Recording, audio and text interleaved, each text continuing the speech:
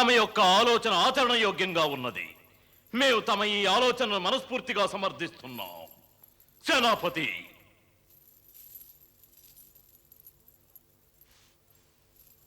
తక్షణమే మధుర నరేంద్రుల పేరిట మా ఆజ్ఞాపత్రాన్ని లిఖించండి. ఆజ్ఞ.